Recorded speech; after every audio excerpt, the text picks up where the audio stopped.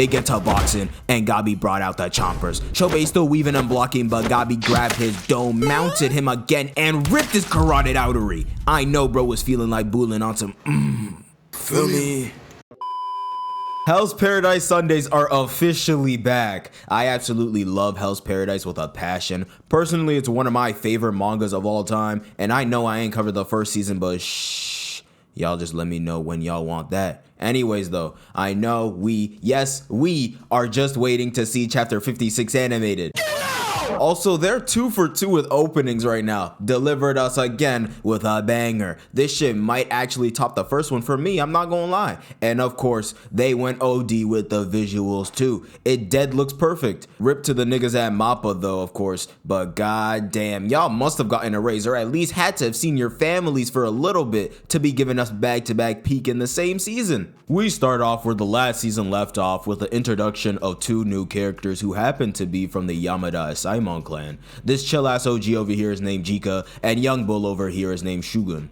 These guys press Jika for info since he's actually the only person who's made it back from the island. This guy wanted to get comfortable while doing so, and Unk wouldn't even let him do that. Man, free OG Jika from the pen, man. He tells the story saying that how they had to basically babysit the death row convicts on the island, and he was assigned to the killing Buddha Harubo, the old man who tried to get the jump on Chobei. But we know the result of what happened with Chobei killing him. And look at OG, he was overjoyed as hell, had him looking like Unk from the Diamond Gym after finding his successor, was carrying his corpse in one hand and shook Chobei's hand with the biggest smile on his face with the other.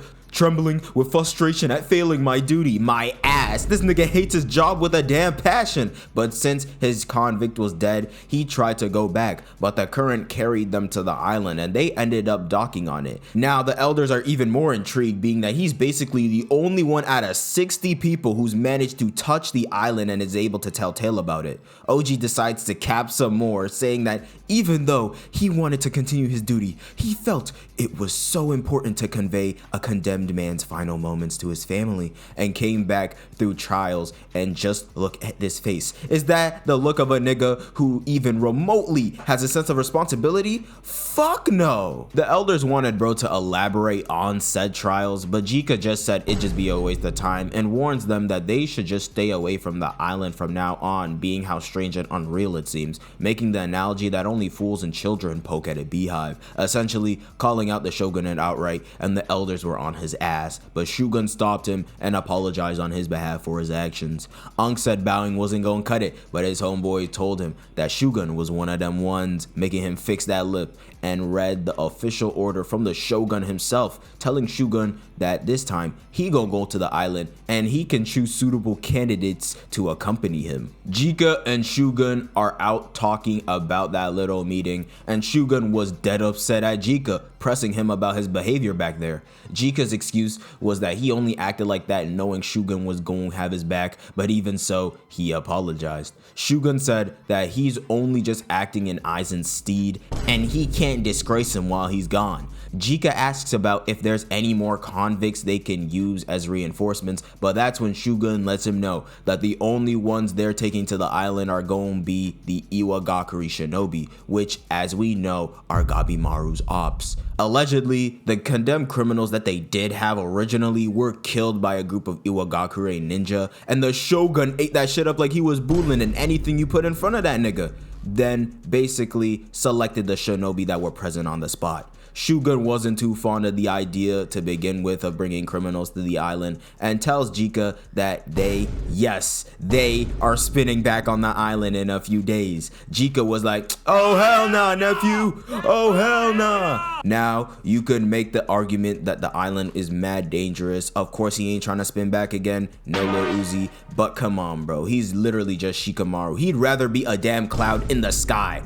But that's when Shogun sheds a tear, telling Jika that Aizen said that he'd report back on the second day no matter what happened, but it's officially been 3 days. And not just him, but he worries for Sagiri, Tenza, and Kisho as well. That's why he wants to go to the island and complete the mission himself ASAP. This regular civilian over here asks what they should do about this thing sitting there, as we see that it's the head of the monster that was in the water keeping niggas from leaving. And Jika said that he forgot to show this to the higher ups, thinking that if he did, then it'd convince them to stay away from the island. And I don't know how one could even forget about killing a monster, bringing it back, and having it sit right outside of where they at, but hey, to each their own, I guess. Jika apologizes to the guy for essentially wasting his time, offering to take him to the pleasure district sometime, or asks him if he wants to pull up to his crib like, hey, yo, Jika, you's a freaky ass nigga. I fuck with you cause you on that chill vibe, but don't even think for a second about whispering that shit in my ear, bro. Bro was blushing mad hard too. I am convinced that if Shugun wasn't even there, he would have folded. The Civ warned Shugun not to touch it cause it might be alive, but he says, nah, I know that shit dead as hell, walking off to meet with the other two people on they squad that'll join them on the voyage. We cut to Ren talking about Tao and how using it is equivalent to consuming one's own life force. The more you use it, the more the body or the soul will suffer from the side effects, and it'll show. Low guy over here asks if the body and soul are separate, but Ren says that both of them are just forms of Tao. Homegirl over here was getting mad that they was talking about Tao and shit, but she hit a 180 and told bro to lift his head after apologizing and bowing, revealing their new training hall, which just looks trippy as hell, but I kinda fuck with it. It ain't even bad for real. Even Ren gave her flowers by saying it can serve as training in Dao Yin and embryonic breathing, how the music encourages meditation by keeping one's unity, and of course, the rooms are perfect for focusing on that Bochu Jutsu, otherly known as doing the do. Bro over here don't like the idea of Bochu Jutsu, saying it's enough for them to be in the middle, but Ren disagrees, saying how Tao takes on individuality depending on the life that bears it, as we see these guys Bochu Jutsuing and her head explodes. Like, come on, the dick can't be that good. We cut to Sagiri and them, and they fit it up right now. Sagiri drops the game plan being to reunite with Gabimaru and Mei. Since Gabimaru's objective is to get the elixir of life, then he's probably gonna come by the castle at some point, stating that if they just stay outside then regrouping would be easier. But Yuzuriha questions if they're really going forward with the elixir mission due to the Tencent and the other monsters on the island, stating that the mission is basically void, but Sagiri insists that they try and regroup with the rest. Yuzu tries pleading with her, but Sagiri puts her on blast, saying how ever since they found out the elixir doesn't even work on regular humans as a safety net for leaving without it, she wants more Asaimon who will have her back before the shogunate, and ultimately she just wants to help herself out. But even so, Sagiri still wants to leave the island alive with all of them, and she even finds Yuzu's rationality reassuring. Yuzu lets Sagiri know that Gabimaru probably already passed this point, being she noticed a huge burn mark on the wall and broken. So waiting outside would be the most logical idea, enlightening Sagiri, but the problem still lies being if they do reunite, what are they gonna do about the whole Gabimaru wife theory? As we know from season 1, Yuzu kinda cooked up this theory that the elders in the village probably used genjutsu to make it seem like Gabimaru's wife was real, essentially stating that there is a big chance that Gabimaru's wife doesn't even exist, as we cut to the main man himself, Gabimaru. And my question is, why the fuck is Fuchi skipping like this, bro? You have no business to be playing these foolish ass games, especially on this dangerous ass island. Blade Dragon Gantetsusai asks Mei that if they do climb this mountain, if they're gonna be able to reach Shinsenkyo's castle, and she mocks him saying she ain't lying. As we know from last season, Gabimaru's got amnesia and is just playing along, gathering as much info as he can, but as much as he tries to remember his purpose on being on this island, he just can't remember. But that's when he comes face to face with Aza Chobe. Now, back when I was reading the manga, this interaction alone was crazy to see, since not only are they my top 2 personal favorites in the series, but they're both just complete smoke demons, so I knew we were in for a treat. Chobe makes the first move, kicking Gabimaru back, but he blocked that shit like it was light cheese. OG was getting hyped at this too, he was smiling ear to ear. Fuchi tells them that they should just cooperate, but Gabimaru charges in, parries the left, mounts his shoulders and hits that finisher. They think it's over, but the job's not finished. Mei tries tries to warn Gabimaru, but that's when Chobei picks him up and slams his shit into the ground. Gabimaru asks himself if this was the guy that the rest were talking about last night, who basically rules the island and is immortal, making his goal to restrain Chobei and getting information out of him. Hits this kick, but Chobei caught it and slammed his shit again. Good thing Gabimaru's reflexes are on 10, holding the back of his dong, or he would have suffered even more memory loss. Chobei was about to dip, but he heard Gabimaru laughing and he was like, "Is shit funny to you, my nigga? I mean, I ain't dead, so I'll show you how it's done."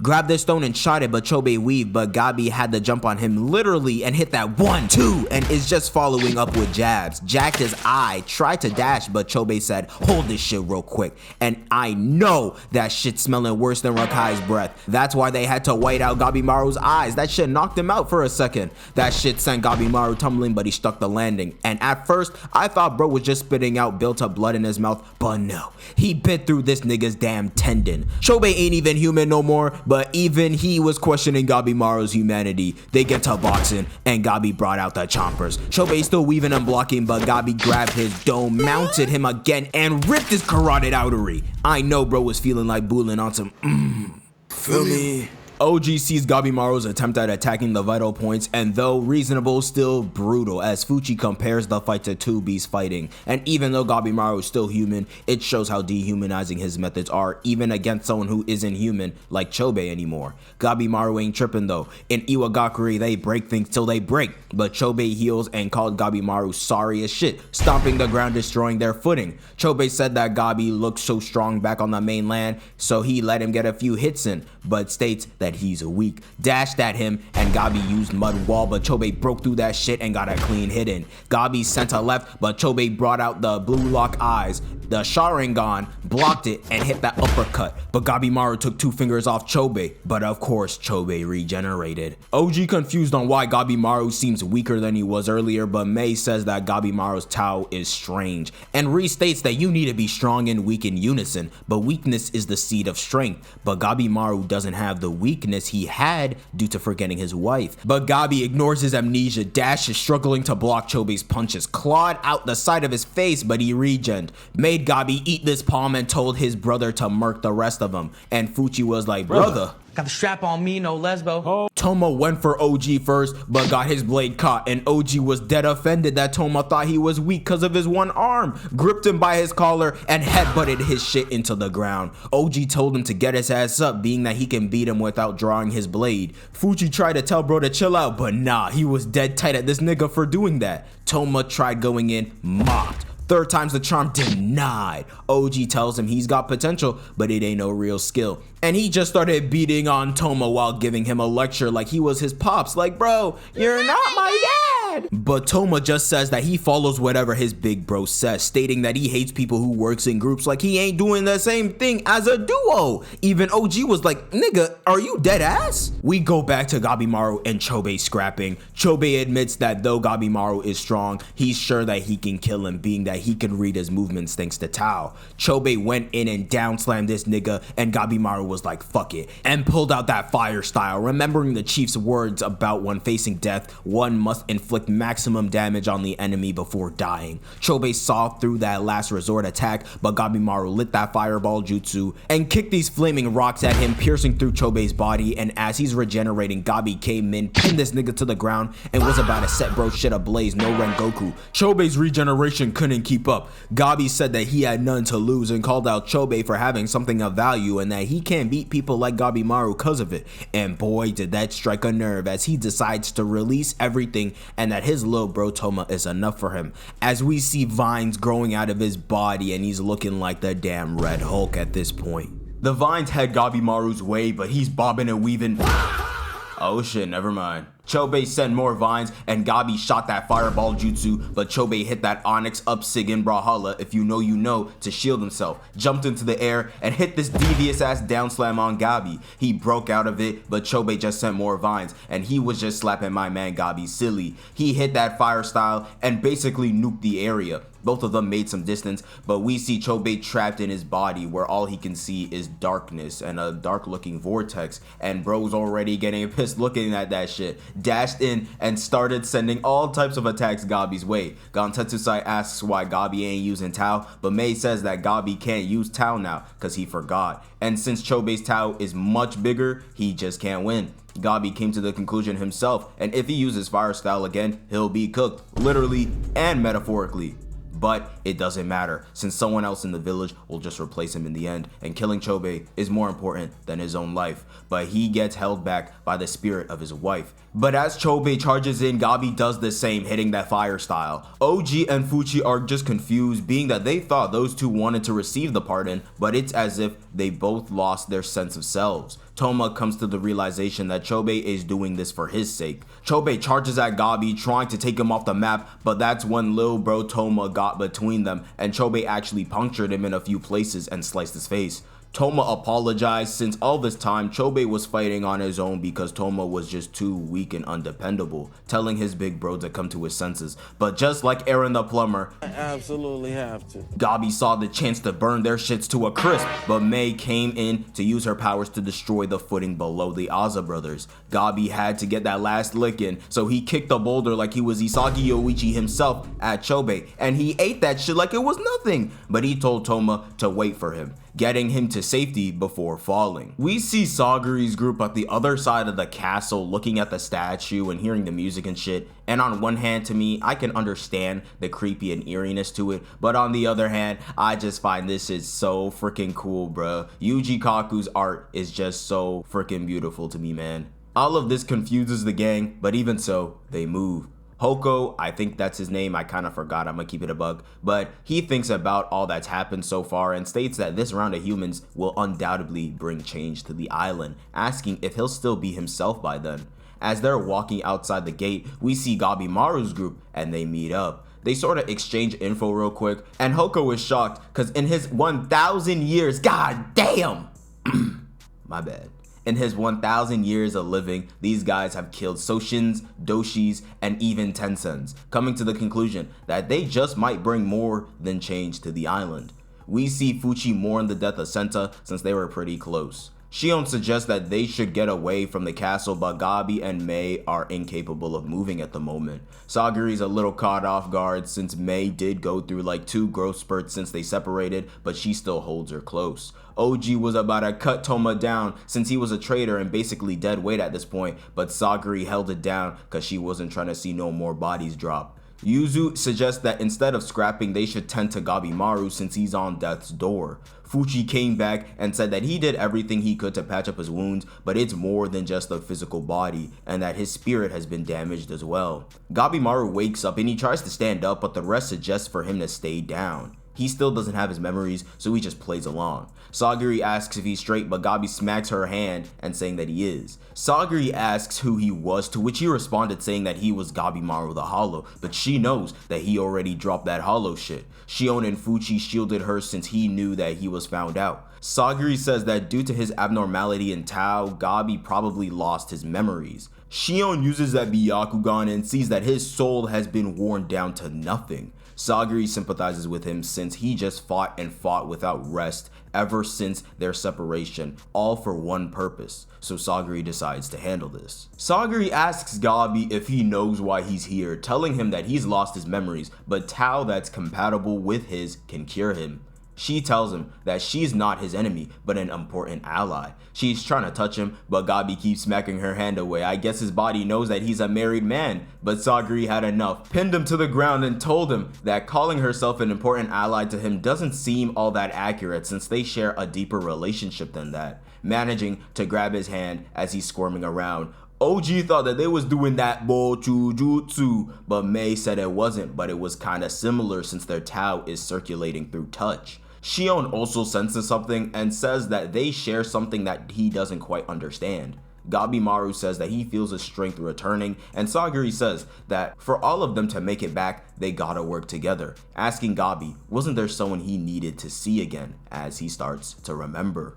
The gang ends up finding a cave that they can camp in thanks to Gantetsusai, but Shion tells him to not let their guard down, being the Tensen can perceive beyond sight. Bro asked if he was a coward and if the Tensen were that strong, but Yuzu said that they were, since it took 5 of them just to beat 1, and since they was boxing at their crib, the others are bound to notice soon. Shion asks if Gabi met one of them, to which he said that he did at the gate. Sagiri is glad that his memories are returning, but Gabi apologized for causing trouble to them, and that he's learned his lesson. Yuzu suggests that they go back to the mainland since they have a better chance of convincing the shogunate than beating those monsters, but Gabi ain't doing that since he can't see his wife without that pardon. But that's when Yuzu tells Gabi her little theory about his wife being an illusion by the chief to control him, but Gabi is certain that she exists. He can't really put it into words for real, but he remembers the little things like body features and that, and says that his wife's name is Yui, and though it is difficult to prove, that's why his only choice is to escape the island so he can see her again.